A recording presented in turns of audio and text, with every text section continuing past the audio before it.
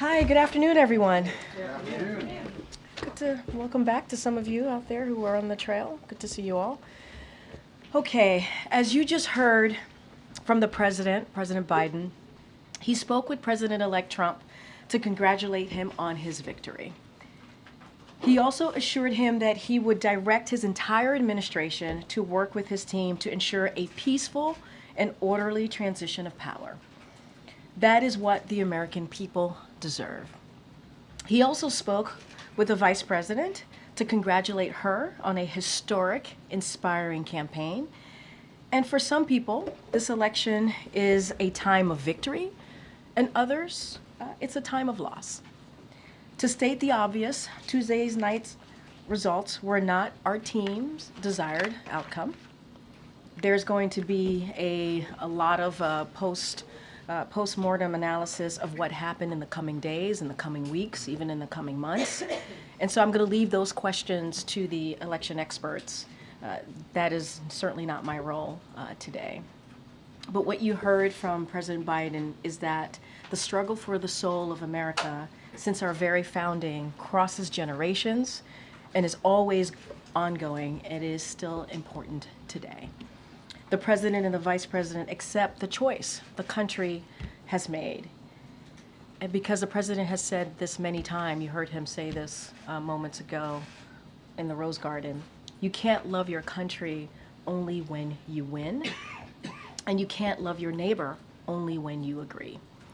The President also spoke to the importance of the integrity of the American election system.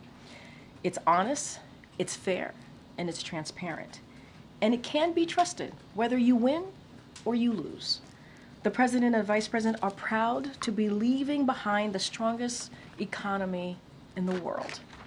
And the President and the Vice President are proud to have changed America for the better. That's going to be their focus in the upcoming remaining days. You heard the President say that we have 74 days left of his administration, and they are going to make every day count on behalf of the American people. Regardless of who voted for them. With that, Zeke? Thanks, Karine. First off, do you have an update on when the President-elect will come visit the President here? So as we said in our statement yesterday after the Vice President spoke at Howard University, our teams, the President obviously invited the President-elect to the White House for them to meet. Our teams, their team and our team are working on that, and we certainly will share once we lock something in the near future. Second, when the President spoke in the Rose Garden a little bit ago, one thing he did not do was take any accountability for his party's defeat on Tuesday night. Does he feel any sense of responsibility for the outcome? Does he feel he should have done things differently through the course of this campaign? So there's a lot there, and let me, if you don't mind, give me a second to unpack all of this, because I think it's important for the American people to hear this as well. Look, the President has spoken to this, and I'll say it again here. He was certainly inspired by the campaign that the Vice President ran. When he decided to pass the torch over to the Vice President, you saw You saw the party come right behind her, support her, right after he was able to do that. And it's because she was the right person for the job. You heard him say that in 2020, the reason why he selected her as her running mate, because he knew she would be able to do the job on day one. And you heard that obviously once he decided to pass the torch, which he didn't think about, like give any second thought, right? He thought about it and did it. Like it wasn't something that he gave a second thought to, as I just said. He knew it was the right thing to do. And I would want to say as well, is that if you look at the 4 years, almost 3+ years, there are some historic accomplishments that were able to do together, whether it's beating Big Pharma, and now Medicare is able to negotiate, whether it's getting a bipartisan infrastructure law, whether it's the PACT Act, the Bipartisan Infrastructure, the CHIPS and Science Act, thank you so much. These are things that were able to get us out of the pandemic. And you heard me say at the top that the president is proud to leave the strongest economy for the next person that's coming, for the president-elect. And that's what they're going to inherit. But with all of that said, and this gets to your question, despite all of the accomplishments that we were able to get done, there were global headwinds that because of the COVID-19 pandemic, obviously COVID-19 led to disruptions with the supply chain, and it had a political toll on many incumbents if you look at what happened in 2024 globally. And that's part of what you saw, right? You saw that there was a political toll on incumbent parties around the world here. Now, I'm going to be very mindful and leave the political analysis to the pundits. They're going to dig in, they're going to look under the hood, they're going to see exactly what happened. But what we saw 2 nights ago was not unusual to what we have seen from the incumbencies around the world on the global stage. To restate my question, does the president feel any responsibility for the outcome? The president understands that he's going to respect the will of the people. That's what he understands. He understands that the American people made a decision, and he's going to respect that. He believed he made the right decision. When he stepped aside, decided that he wasn't going to run, he automatically... Guys, here's the thing, and we can't rewrite history. We have to remember what happened in 2022. 2022 is a perfect example, actually, because when we came out of 2022 midterms, we saw a successful midterms for any new administration in over 60 years. And it was because of the president's policies. And let's not forget that all of the accomplishments that the president did, again, I had listed the bipartisan infrastructure legislation, CHIPS and Science Act, the Inflation Reduction Act. Those are popular with the American people. They are. Those policies were indeed popular. And that's what got us through the 2022 midterm. It was supposed to be a red wave. That didn't happen. And so coming out of that, we did see some historic markers there. And so the president believed that he needed to do. He's always going to put the American people first. When he decided to step down and endorse immediately the vice president, that's what he thought was the right thing to do in that moment, in that time. One last one for me. Sure, I'm sure my colleagues have a few to unpack there. But, the president entered office, he said he went around and traveled around the world, met with leaders, and he's always would recount this anecdote of, I'd say America is back, and then they would say that for how long? The world now has that answer. It was 4 years and 2 days. Does the president feel like he has let down America's allies and partners, that now someone with a very different worldview than him will now be in the Oval Office? So look, I'm not going to get into what the president-elect is going to do, not going to do. I'm not going to do that. What I'm going to say is the president's message is going to continue to be the same. American leadership matters. How we conduct ourselves on the global stage matters. We are indispensable nation on the world stage. That is what the president believes. And that is something that he's heard, to your point, when he was around the world. And he appreciates the cooperation that he's received from our partners and our allies. If you think about Ukraine and how we were able to make NATO stronger and get more than 50 countries behind Ukraine. When you think about what's happening in the Indo-Pacific to the Middle East, And so cannot speak to what the next administration is going to do. I can only speak to what the president was proud that he was able to do over the last 3+ years, and that's going to continue to be our focus, and that's what we believe is the right thing to do on behalf of the American people. Okay, Nancy. Thank you. Does the president have any regrets about when he chose to leave the race, or any regrets about deciding to run for a second term? So, look, the president is very proud of what he was able to accomplish. He was very proud, and when he made that decision to hand over the torch, pass the torch to the vice president, he believed it was the right decision to make at that time. He believed that she was ready. She was ready to lead on day one, and has been very proud in what he's been able to deliver. And as I was talking to Zeke, or answering Zeke's question moments ago, what we saw 2 nights ago was certainly very much in line to what we've seen in other G7 countries. In incumbencies, the role, the toll that the pandemic took, even though we were able to lead in the world when it comes to the economy, we saw what happened in other G7 countries. And so that is what we believe. Look, there's going to be a lot of punditry, a lot of election experts who are going to have their opinions, who are going to have their thoughts, but the president is very, very proud of what he's been able to accomplish, and incredibly impressed by what the vice president was able to do. Has the president been hearing from foreign leaders about the outcome of this election, and have they expressed any concerns to him? What has his message been to them? So I don't have any calls to read out about the president speaking to foreign leaders. It's only been two days, as I just mentioned, and so don't have anything for you to read out. But it's very much what I just said moments ago about his message to world leaders about how important it is to have our participation, Americans' leadership on the world stage, and what that means. And we've been able to see that for the last 3+ years, whether it's Ukraine, whether it's the Middle East, whether it's Indo-Pacific. A lot of that, making NATO stronger, was certainly the president's leadership, and that's what other allies and partners, that's what they rely on us on. And so we're going to continue to do that. That's going to be our focus in the next 74 days. I just don't have anything to read out. But our message is America is going to continue to be there. I can't speak to what the next administration is going to do. And the president said today that he's going to assist with the transition. Yeah. Has the Trump transition team been responsive? Have they taken the steps that need to be taken so far in order to ensure an orderly transition? If you're talking about the MOUs that the transition teams need to sign, as of now, the Trump-Vance transition team has not yet entered the agreements with the White House and the General Services.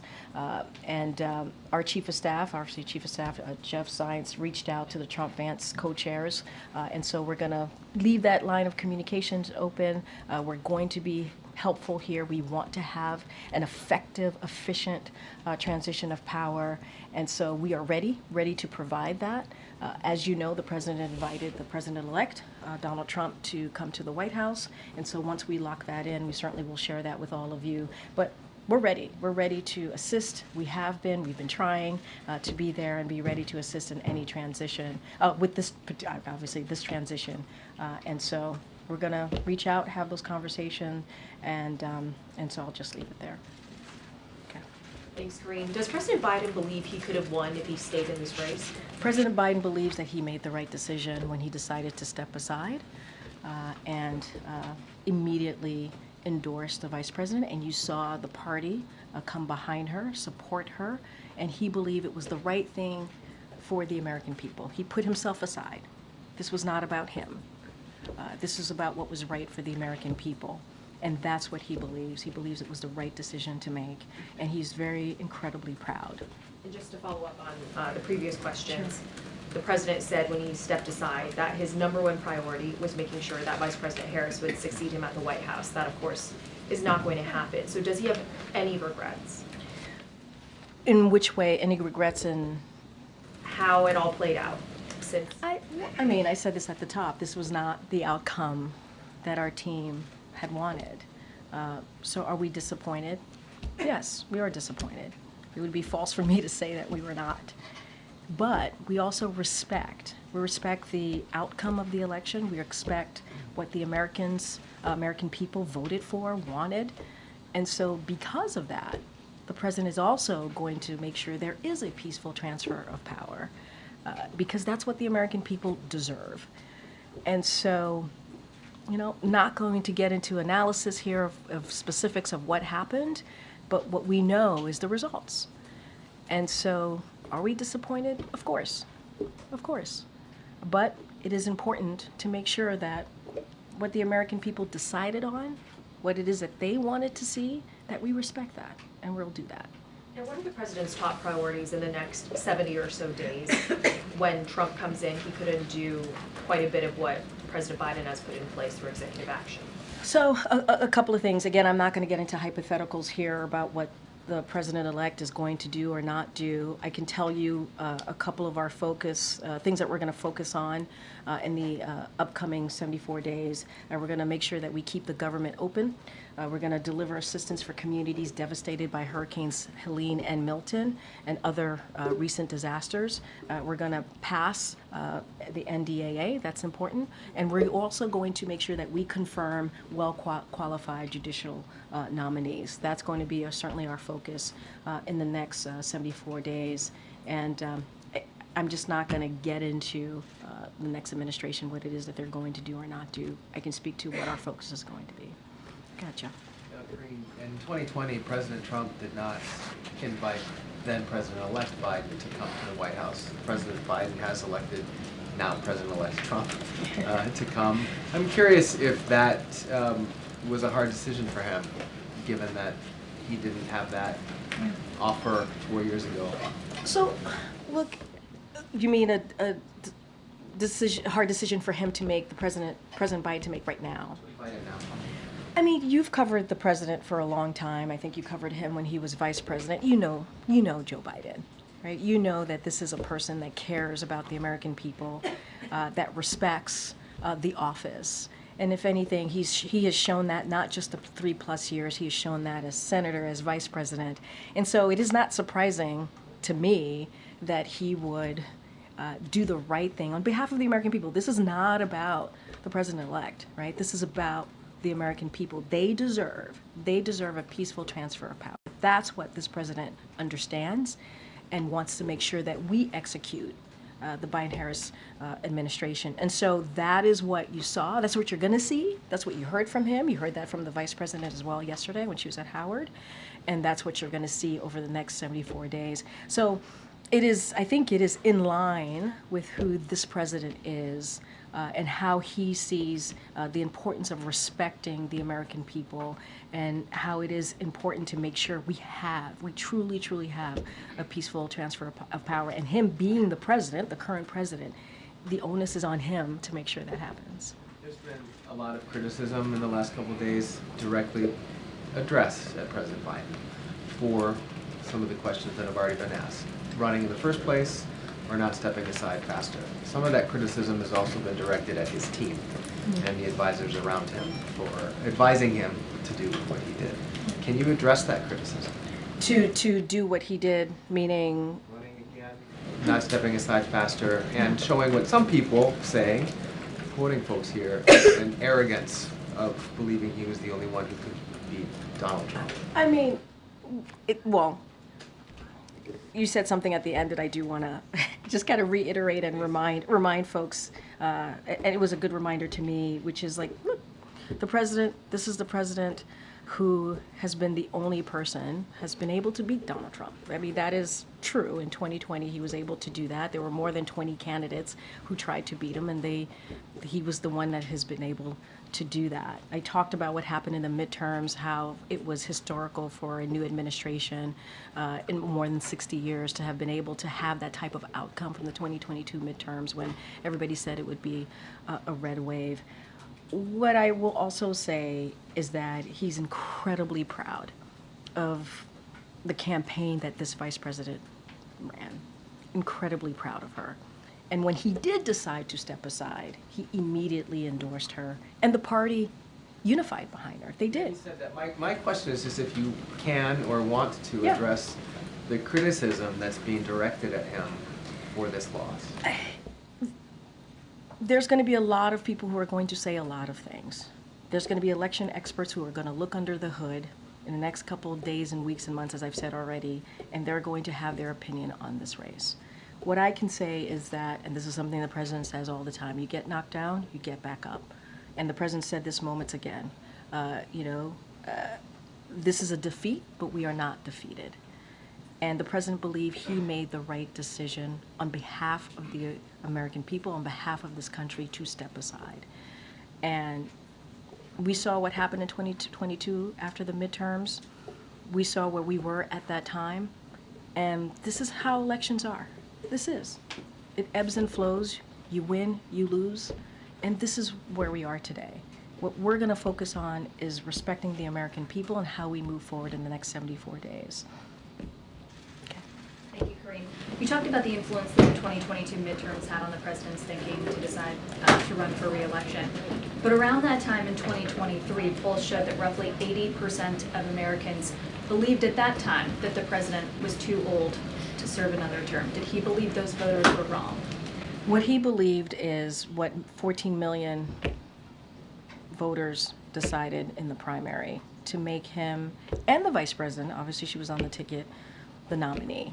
That's what happened. 14 million for this current past primary. 14 million Americans decided that. So they made their decision on who they wanted. They did. That was decided. Now, as we know, in July, the president made a decision to step aside, and he immediately, again, decided to, without thought, without, second guessing, endorse the vice president. So you had 14 million Americans who made that decision in the primary. But around that time in 2023, the president's team also very firmly encouraged other rising stars, luminaries in the party, people who had participated in the primaries in the 2020 cycle, to rally behind the president and not to consider their own ambitions. Was that the wrong call? I'm not going to get into conversations. I'm not going to get into that reporting.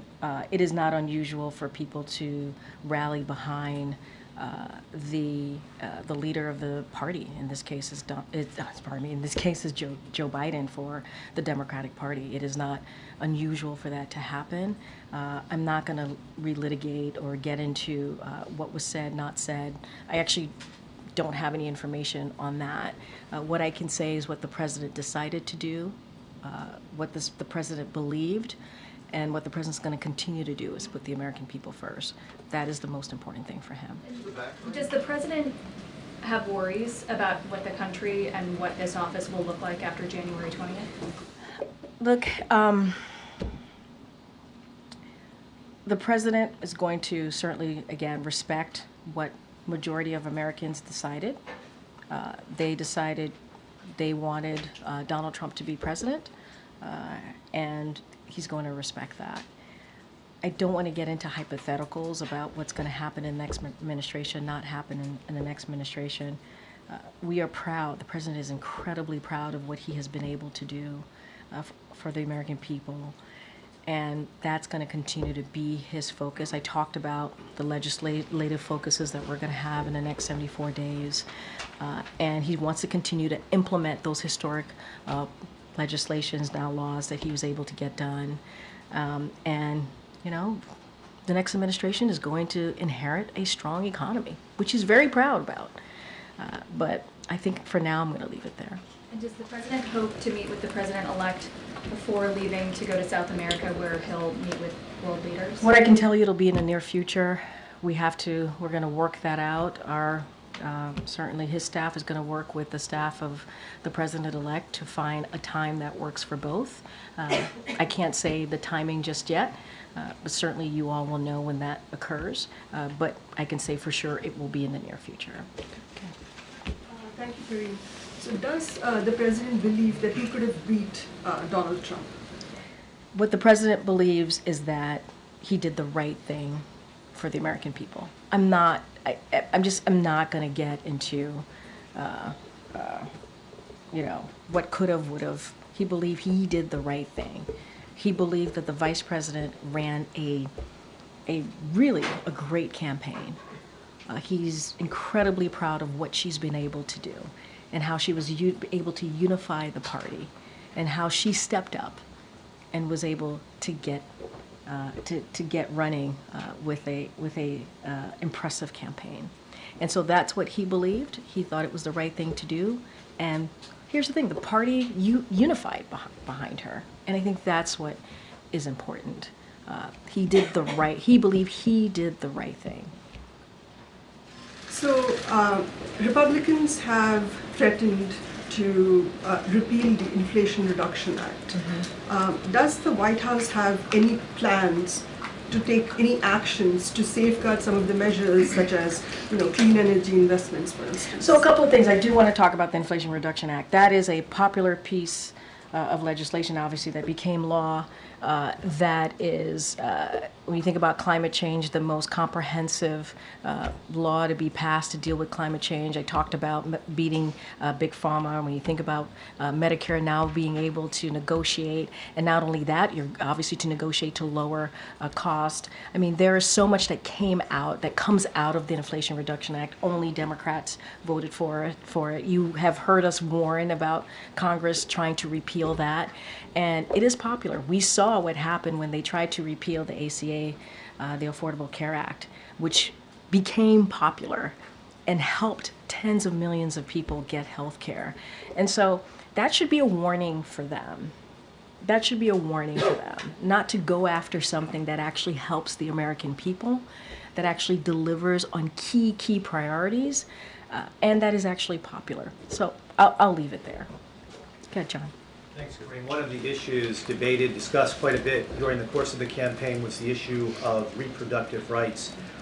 Is the White House, the president, concerned that with a Republican in the White House, Republicans controlling the Senate, a super conservative majority on the Supreme Court, at the very least, we don't know what's going to happen in the House, that reproductive freedoms for women will be rolled back? I mean, that is something that we have said consistently that we are concerned about. I believe 3 national bans on abortion were introduced in Congress. This is something that Republican elected officials continue to go after, the rights for women to make decisions on their own body. Very difficult decision, a decision that should be kept between a woman, her family, and her doctor. And so, it is incredibly concerning. And we're talking about women across the country whose health could be at risk. And so what I can say is the president and the vice president is going to continue to stand with majority of Americans on calling on Congress to restore the protections of Roe v. Wade. That's what we want to see. Are we concerned? Yes, we're concerned. Nothing changes about our concern about that post-election. And Republicans in Congress have made themselves very, very clear. And so we're going to do everything that we can. When we have taken steps to protect women and this decision, and important critical decisions that they have to make. And so that will certainly continue. You said the vice president ran a great campaign, and yet she underperformed in every state compared with President Biden when he ran in 2020. Why do you suppose that was? I'm not going to do punditry from here. That is not something that I'm going to do. I'm not going to dive into the data. I'm not going to do that. There's going to be plenty of time for election experts to look under the hood, to tinker around in it, figure out what happened. I'll leave that to them to deal with. But I would say she ran an impressive campaign. Some of you reported that. What she was able to do, it was impressive. How the amount of money she was able to raise, how she was able to put together a campaign around her, right?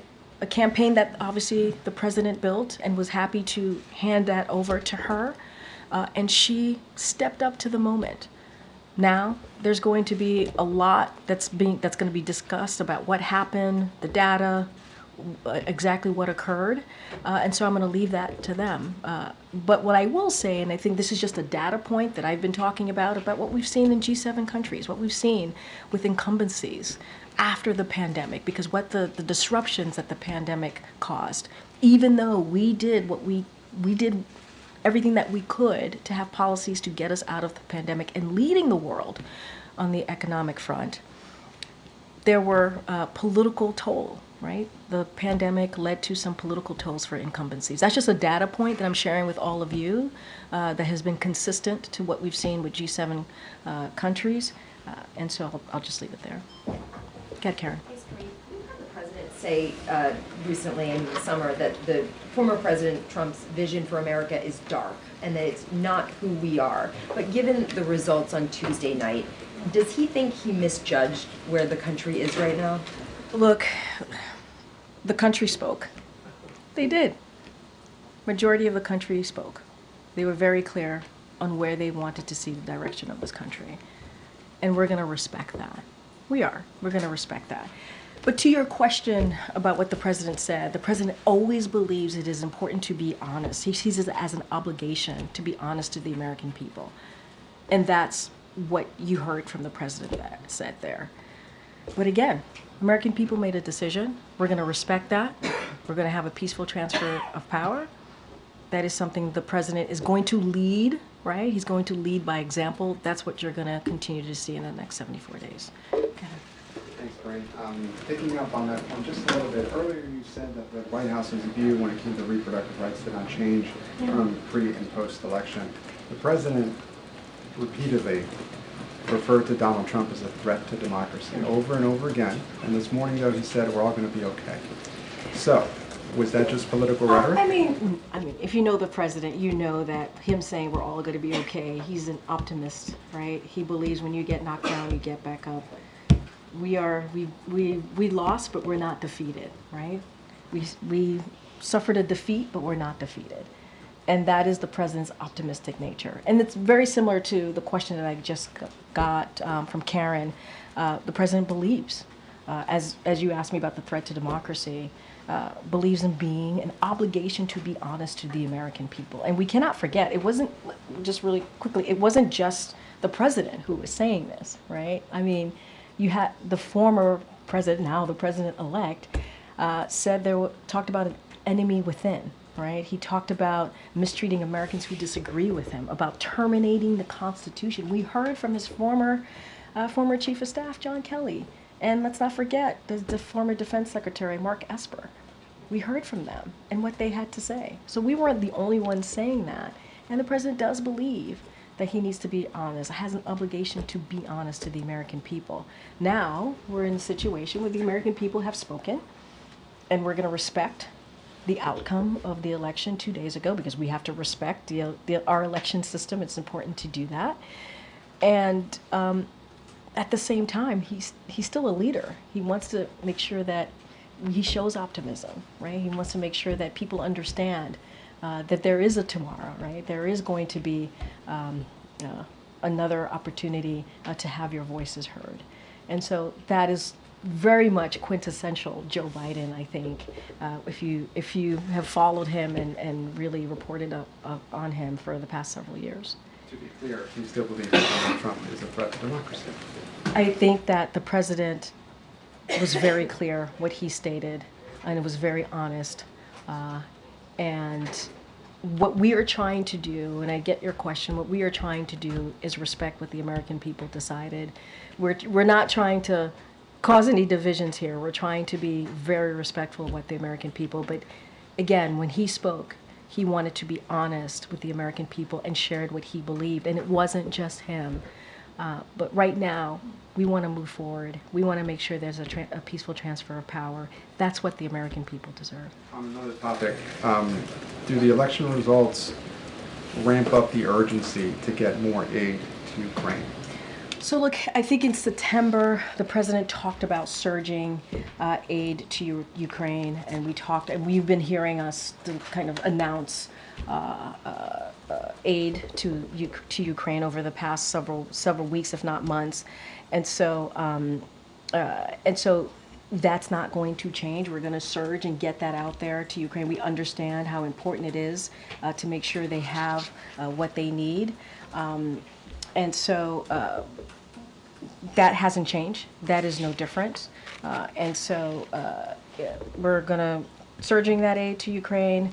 We're going to continue to make sure that they have the strongest, everything that they need on the battlefield to push back against Russia's aggression. So that certainly doesn't change. And we have taken action to strengthen Ukraine's air defenses and enhance their battlefield capabilities. And so we are committed. We continue to be committed. But we've been surging that aid for some time. Like I said, when the president made an announcement back on September 26th. And so that's going to continue for sure. And one last one, if Sure. I may. Yeah, Senator sure. Bernie Sanders, he says that he has suggested that party leadership abandon the working class. What's the White House response? I mean, look, obviously we respect Senator Sanders. He's been a partner with us in many of the important historic pieces of legislation that we were able to get passed. Certainly the senator has been a partner with us. Here's what I will say to that is the president has been called the most pro-union president when it comes to working class, right? Pro-union, if you think about unions, we're talking about the working class, right? And he's done everything that he could to make sure that we created jobs where you don't need a college degree, right? Think about the Bipartisan Infrastructure Act, you think about the Chips and Science Act. Those legislation created jobs, are going to create thousands of jobs where you literally could get a six-figure salary a year and not have to have a college education. And the president created 16 million jobs in the past more than 3+ years. And it is because wages went up, right? Unemployment has gone down. And he believes everybody deserves a shot. You hear him say that. Everybody deserves a shot. And building an economy from the bottom up, middle out, making sure that we are continuing to grow the middle class. I think you see that in his policies. And so, respectfully disagree with the senator, and I think you can talk to unions, you could see the jobs that we've been able to create to disprove that. And this is a president that cares certainly about the people who do get forgotten, the people who are not able to make ends meet. He understands what it's like to sit around a kitchen table trying to figure out how you're going to pay for a medical bill, how are you going to pay for your kids' school, how are you going to pay for groceries. And so this is the vice president. Go ahead, Kim. President-elect Trump has heard from a number of world leaders since the election, Xi, Macron, Zelensky, Netanyahu. What is the level of concern that Trump may try to conduct foreign policy in this transition period and get in the way of some of the president's foreign policy priorities? I mean, look, it's not unusual, right, for a president-elect to hear for world leaders, especially after an election win. I don't have anything beyond that. I'm not going to speculate beyond that, and so I'm just gonna leave it there. And does the president see this election as a setback to some of the efforts he's been making to try to get the hostages released, to try to bring peace to Gaza? So look, since you mentioned Gaza, we're going to continue to work to get to advance diplomatic efforts, obviously to end the war in Gaza and secure the release of all the hostages. That's what we're going to continue to do, and as well as our efforts to get to a resolution in Lebanon that ensures citizens on both sides of the blue line can safely return home. And so that's going to continue in the next 74 days. That's going to continue to be a focus, and that's going to continue to be a commitment. Does this make it harder, though? It's asking for speculation. I'm not going to speculate. All I can speak to is what we're committed to do, but that doesn't change. That certainly doesn't change. Go ahead, Tam. Thank you. As you said, the Trump team hasn't yet signed those memorandums of understanding with GSA. Does that in any way impede your ability to help there be a smooth transition? Are there any practical implications in terms of what this White House is able to do? Okay, a couple of things. I'm glad you asked this. So there are two memoranda of understanding under the President Transition Act. The first one is the MOU that's with the GSA, which offers services like office space, equipment, and supplies. And then the second MOU is with the White House, which outlines access to agency employees, facilitates and information. So yesterday, the Chief of Staff here, Jeff Sines, reached out to Trump Vance transition co-chairs, that's Howard Lutnick and also Linda McMahon, to make clear our intention to lead an orderly transition and reiterate the role the agreements play in initiating transition activities. Zients, Jeff acknowledged the public comments in mid-October by co-chairs that they intend to execute on the MOUs, which both parties in the past transition have agreed to. So he stressed that the White House and the administration, we're ready to assist. They said that they were going to, and so we'll leave that to them. What happens if they don't get signed? I'm not going to get into hypotheticals from Are you here. holding back anything now? I mean, look, we're here to assist. We want to have a peaceful transition of power. We want to make sure they have what they need. I laid out, there was a reason I wanted to lay out the two MOUs for folks to understand. And look, they said they have an intent to do so. We're going to leave it to them. That is really a question for them to answer. We are ready. We are prepared. We want this to work. And so we stand by that. And we heard from the president today, however, he did not take questions. We're hearing from you. We would like to hear from the president. It's traditional for the president to come out. It would be much easier to ask him, for instance, how he feels about the election. Sure. Are you going to make that happen? He will be looking forward to talking to all of you soon. And when that happens, we will let you know. You're talking about like a actual press conference? Press conference. Okay, we have 74 days. We have 74 days. Go ahead, Dan. Thanks, Karine. Does President Biden... does President Biden fear for Ukraine's future after Donald Trump's victory, given that he's talked about cutting aid, about pushing through a peace deal? Look, I've been pretty consistent the past couple of questions. I don't want to speculate what the administration is going to do or not do. I'm going to focus on today. I'm going to focus on the next 74 days. That's what I can speak to. As you've seen, this president, our allies and partners have rallied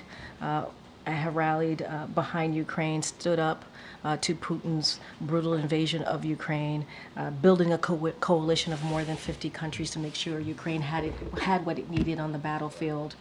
And we're going to continue to do that. We're going to continue to surge assistance, support that they need to Ukraine so that they are able to defend their freedom and fight for their independence. And protect themselves from Russia's aggression. That is what we're committed to. That's what we're going to continue to do. I'm just not going to stand here and speak to what the administration is going to do or not going to do, the upcoming administration. I'm going to ask you to speculate one more time about something else. Sure. On a related note, Vladimir Putin said today he was ready to talk to Donald Trump. Would that be a good idea, do you think? I'm just not going to speak to that. I mean, he's the president-elect. That's what the American people decided. I can speak to what we're going to do the next 74 days, our continued commitment to make sure that Ukraine has what it needs to beat back Putin's aggression, and that's what I'm going to speak to. Okay. Thanks, Karine. I have two questions on pardons. The first, does the president intend to pardon any administration officials or people that Trump has threatened with any sort of legal actions? He's got 74 days, as you mentioned. Yeah, I know pardons is going to be a big part of the questions that I get here over the next several weeks and a couple of months that we have. I don't have anything to share or any thought process on pardons. Once we have something to share, we certainly will share that. Secondly, his son, Hunter, is also up for being sentenced next month. Does the president have any intention of pardoning him? We've been asked that question multiple times. Our answer stands, which is no. You mentioned two MOUs. Yeah. Can you give us a flavor of what might be subsequent MOUs that might be coming up? I was talking about the transition and how that there's two MOUs that are related to the Transition Act. Transition Presidential Act, and that's what I was speaking to. I don't have anything else beyond that. This is part of the Transition Presidential Act, and that's what I was speaking of. I just wanted to make sure that there was an understanding that there's 2 MOUs. I don't have anything beyond that. Okay. Okay. Is the president still planning to attend APEC and the G20 summits next week? And if so, given there's such little time in office, what does he aim to do there, accomplish there? So look, he is planning to attend both conferences, if you will. He's going to be going to Peru and Brazil to attend those conferences respectfully. We will have more to share. I don't have anything beyond that, but I can confirm that the president will be attending. Okay, Anita in the back. Thank you. 2 foreign policy questions. First of all, what are your top foreign policy objectives in the next 74 days, especially vis-a-vis the Americans being held in Gaza and in Ukraine? What are you doing to work to, if you can't solve these problems in the next 74 days, to handle it in the next administration? So look, the president's going to continue, as more broadly, speaking of, in more general terms, speaking of the president's focus on foreign policy. He's going to continue to push forward with the progress that we've made over the 3+ years, and that's been on an array of important issues. Whether I've been talking about Ukraine, whether it's continuing to strengthen our alliances and partnership, standing with Ukraine, making sure they have what they need on the ground to beat back against Putin's aggression, tackling challenges we face in the range from Indo-Pacific to the Middle East. So that will continue to be the president's focus on foreign policy matters, certainly that are important to the American people. I spoke to Gaza already when I was asked a question about Gaza. We're going to have those diplomatic conversations. We want to make sure that we bring the hostages home. That is all the hostages. That is a focus. And let's not forget Lebanon as well. We want to make sure there's a resolution there. And so that's a lot. That is nothing new to what the president has been focused on for the past several months or past 3+ years, and so we're going to continue to do that. The next administration may be finalizing the deal and getting the credit for that if you line it up? I mean, look, this is about what's right for the American people. This is right. I mean, I just said moments ago the president is very proud to be handing over the strongest economy. The next administration is going to inherit a strong economy, and the president's proud about that.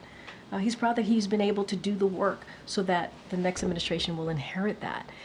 And so, look, we're going to focus on what we can do right now in the next 74 days. And everything that this president does, every focus that he has is on the American people. And that's what we're going to continue to do. At the G20, what is the president's message to China and the other 19 members of the G20, especially vis-a-vis climate change, which, President Trump has a very different policy? Yeah, and we'll have more to share on what the goals and what the message is going to be when the president travels next week. I was able to confirm that he'll be attending those 2 conferences. We'll have more to share for you all, but I think we've been very clear on our messaging when it comes to the Indo-Pacific, when it comes to China. I think we've been very clear on that, but we will certainly have more to share. Go ahead, Jared. Considering the outcome of the election, what is the White House's message to Black and Brown communities, LGBTQ Americans who are fearful of the vulnerabilities of a Trump administration, given some policy proposals like eliminating DEI mechanisms, banning LGBTQ, bans in healthcare and in classrooms, and how is the president thinking about ways he can advance or preserve civil rights, his agenda in these final days? So look, the president and the vice president, as you know, have put civil rights as one of the top issues in their administration, and we have taken action to make sure that people who are vulnerable and did not have protections or needed additional protections, we made sure that we did everything that we can with this administration so that people in those vulnerable communities feel protected. And that's something that the president and the vice president believe in, are very proud of, and continue to do. And when it comes to this election, I said this, we did not have the desired outcome. There are some people who are celebrating and some people who are heartbroken by this moment. And we understand that. But the reality is majority of the American people voted, and so we're going to respect that. I don't have any new policies to speak to, but for those who are hurting, we see you, we hear you, we understand what you're going through. but don't have anything else to speak to. And there are reports of racist text messages targeting Black Americans being sent across the country, particularly on college campuses, Ohio State, University of Alabama, Clemson University. And these messages are claiming to be from Trump supporters, indicating that recipients have been selected to, quote, pick cotton on plantations. These messages were quickly condemned by campus and civil rights leaders, but is the White House tracking this, and what concern does the White House have about the outcome of the election leading to heightened hate speech? Well, look, I have not spoken to the team here about that reporting. It does sound concerning, obviously. I would have to go back and get a better sense of what is indeed happening and what, you know, the facts are. You know, just going to the broader question, it is important for every community to feel safe, to feel protected. That is something that this president has done and the vice president has done over the 3.5 years. We understand how vulnerable communities can feel, and it is important that we do that. And I think that's why in the next 74 days, the president wants to lead by example. That's why we keep talking about a peaceful transfer of power. That's why we keep talking about the importance of the election system and the results, because he believes it's important to, again, lead by example as President of the United States. And that's what we're going to do here. Again, I can't speak to the reportings directly. If it indeed is what's happening, it is concerning. And so let me talk to the team and get you a fuller answer. Okay, go ahead. What will Kamala focus on in next 74 days? And will she spoke with J.D. Vance? Oh wait, I'm sorry, you're talking about the vice president? Yes. Okay. So I think I talked about what the administration, which obviously includes the vice president, what we're going to focus on the next 74 days. I will have more to share with you about a potential meeting with the vice president and the incoming vice president, J.D. Vance. Don't have anything to share with you at this time. Go ahead, Brian, in the back. Thanks a lot, Karine. You know, Donald Trump had classified documents at Mar-a-Lago that he did not secure. Does the president have concerns about classified information being given to Donald Trump in the next 74 days as part of the transition, that Donald Trump would not take steps to protect that? Look, I'm going to leave it to ODNI to speak to whatever information, classified information. I'm not going to get into speculation from here, and just leave it there for now. Oh, yeah, sure. When President Biden invites Trump to the White House, will he also invite the other living presidents? Will he invite Barack Obama, George W. Bush, and Bill Clinton to be there as well? I don't have anything beyond President Biden inviting the president-elect when they spoke recently. I don't have anything more. Obviously, when that meeting lands in the very near future, we will share that. The teams are working on it. I just don't have anything beyond the president inviting the president-elect. Go ahead, Phil. Thank you. First, a quick follow-up. Just, does the president still stand by his description of the former president, now president-elect, as an existential threat to democracy? I don't have anything else to share beyond what I said. The president believes, when he said it at the time, he believes he had an obligation to be honest with the American people. I laid out what people who, former staffers of the former president said. We're talking about John Kelly, former chief of staff. We're talking about the former defense secretary. They were very clear. And we also heard words that the president-elect said, enemy within, going after people who disagree with him. And so the president is always, always going to be very honest with the American people. I don't have anything else to share beyond that. Look, we are being very clear here, right? The outcome was not what we wanted. And the American people have made a decision, and we want to respect. We want to respect the decision that the American people have made, and we are going to make sure that the American people get what they deserve, which is a peaceful transfer of power. And we're going to continue to focus on issues that matter. We believe that matter to the American people in the next 74 days. So it sounds like his assessment hasn't changed. He was being honest. He has an obligation, and he was being honest with the American people, and he will continue to do so. A question about the peaceful transition. Sure. What is President Biden's message to career civil servants who will carry over into the next administration? Does President Biden believe that they should be fully cooperative as the next president seeks to put his agenda into action? Fully cooperative. Not slow things down. Oh, no, Republicans are Yeah, I voiced mean, a lot look, of we're frustration. saying that we want a good, a peaceful transition. We want an effective, efficient transition.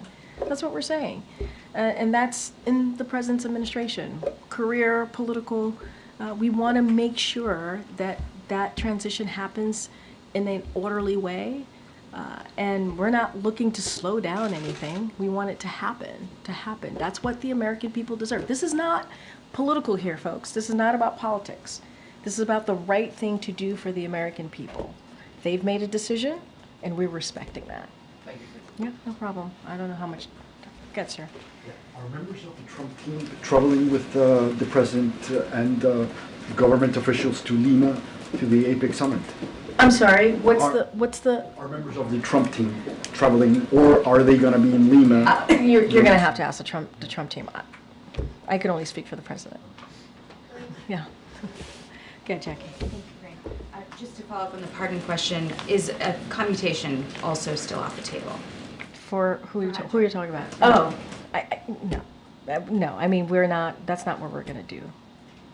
So you had said on Air Force One that the president would not consider a commutation of his sentence. Yeah, You're saying that still stands? Yeah, okay, that great. stands. Yeah. And then I heard you earlier in the briefing talking about the pandemic's role in the outcome of this election. And it sounds like that is being looked at internally as potentially one of the causes of this outcome. But Richie Torres, the congressman, tweeted, "Donald Trump has no greater friend than the far left, which has managed to alienate historic numbers of Latinos, blacks, Asians, and Jews from the Democratic Party with absurdities like defund the police or from the river to the sea or Latinx."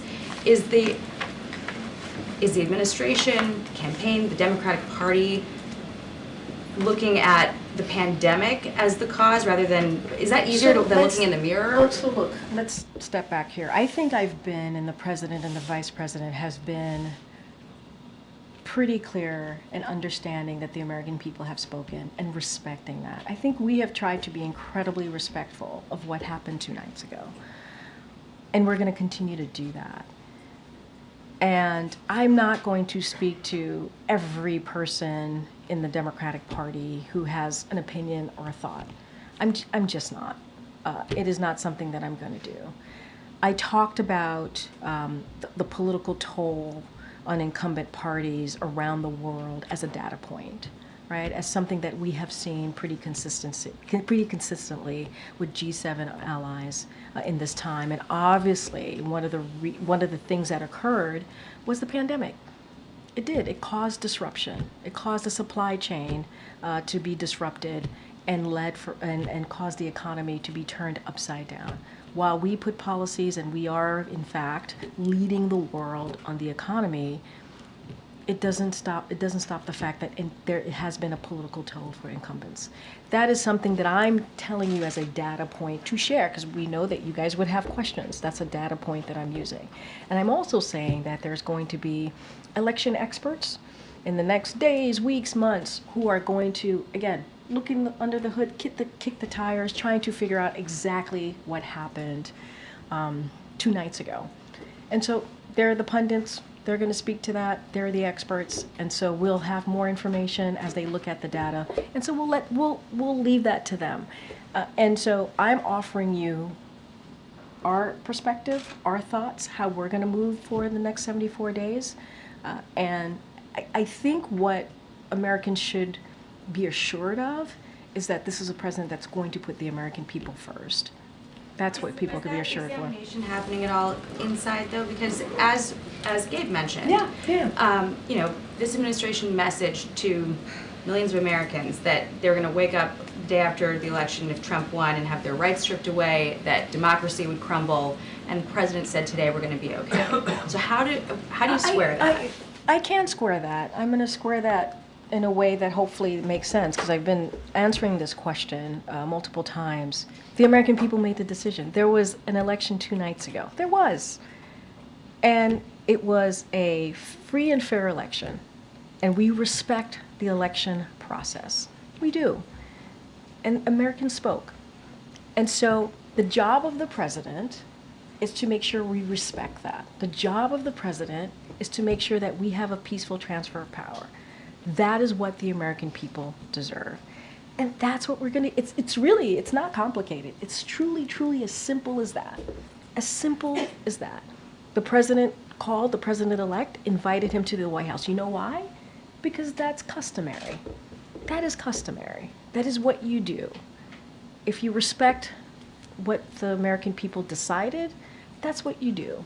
And that's what the president's going to make sure that the Trump transition has what it needs, which is being led obviously by our chief of staff here.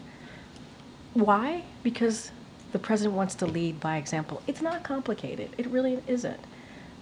And, you know, that's important. By example, is the message to people who are fearful based on what the messaging was about the stakes? Well, now you're just twisting everything around, and that's really unfair. No, it is. No, Jackie, it's unfair, because I've been standing here trying to be very respectful to what happened the last 2 nights ago.